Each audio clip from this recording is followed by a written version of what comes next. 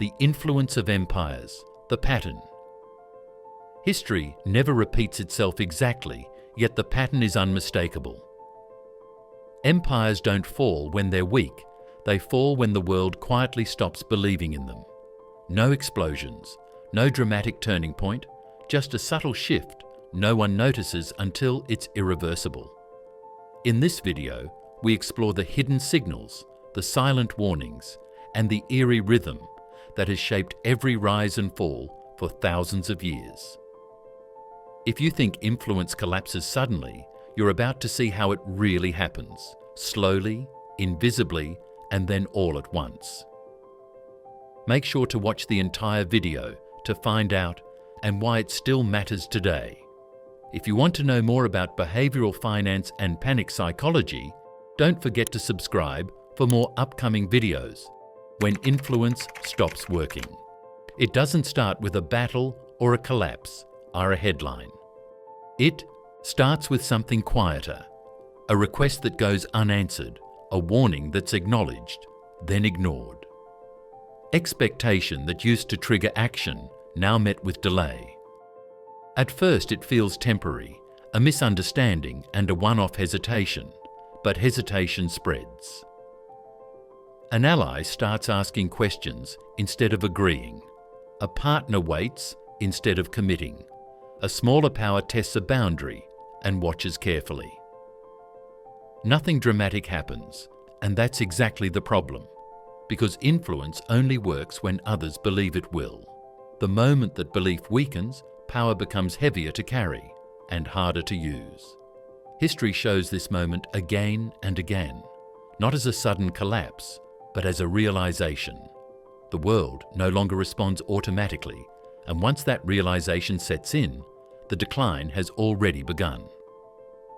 This was supposed to last. Every empire believes its influence is different, not temporary or fragile, but earned. Influence is framed as stability, order, and as something the world relies on. Over time, dominance stops feeling like a strategy and starts feeling like a fact of nature, like geography or gravity. People grow up inside it, markets organize around it, and allies plan as if it will always be there. For a long time, they're right. The empire shows up, it enforces rule, guarantees security, and absorbs costs others can't.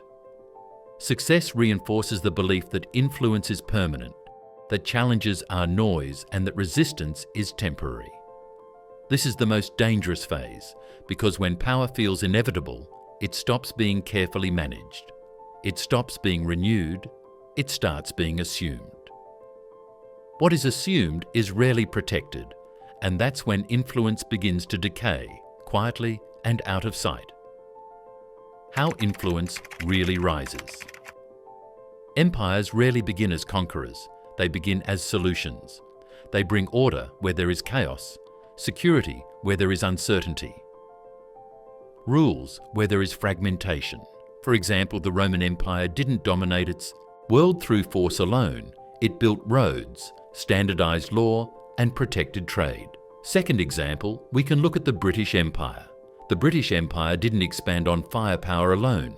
It created global trade networks, financial systems, and predictable rules in an unpredictable world. In the early stages, influence feels mutually beneficial. Alignment creates growth, and participation creates opportunity. This is when power feels light. Others align not because they're forced, but because it works. But influence carries a hidden cost. The more indispensable an empire becomes, the more the world expects it to act, intervene, stabilize, and to pay.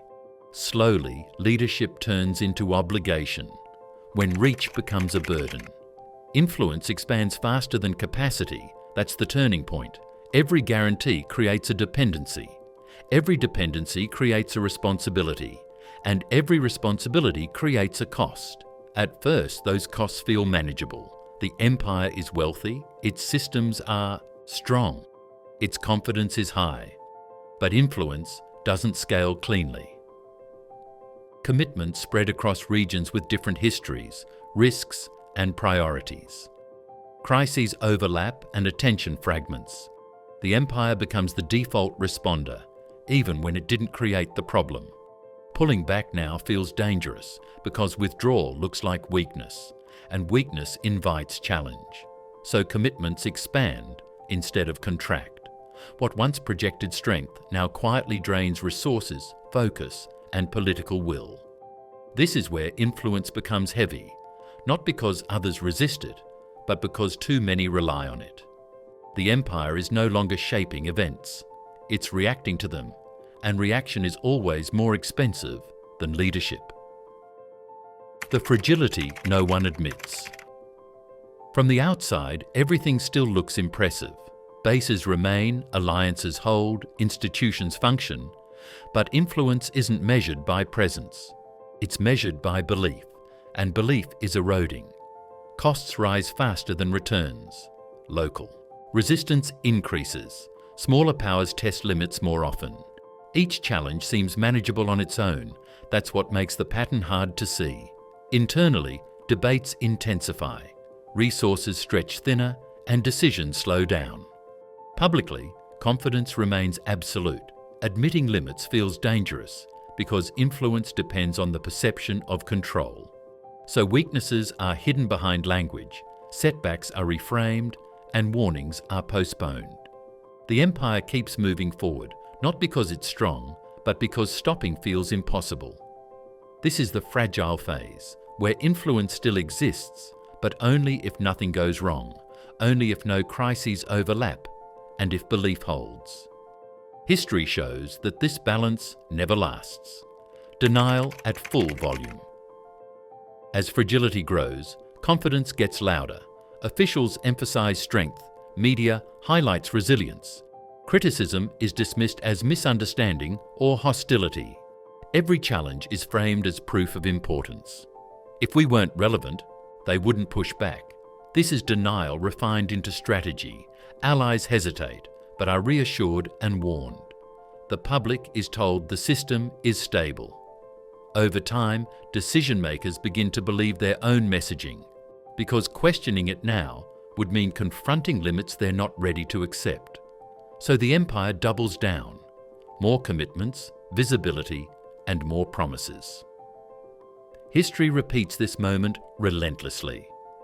Right before influence breaks, belief in it is strongest. Not because it's working, but because too much depends on it appearing to work. The snap.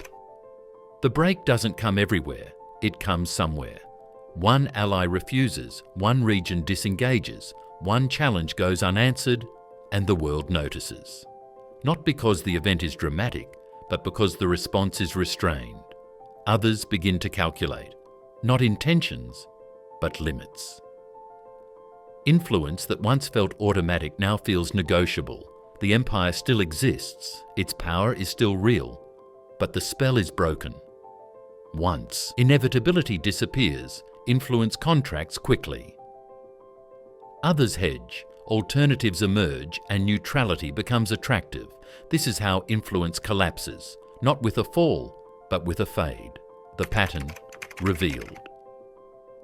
Empires don't fall because they're attacked from all sides. They fall because their influence stops being believed. The pattern repeats across centuries. Influence rises when it solves problems. It weakens when it becomes an obligation. It collapses when belief breaks. What makes this pattern dangerous is how reasonable it feels at every stage. Expansion feels justified. Commitments feel necessary, and denial feels stabilizing. By the time the costs are undeniable, the structure is already overextended.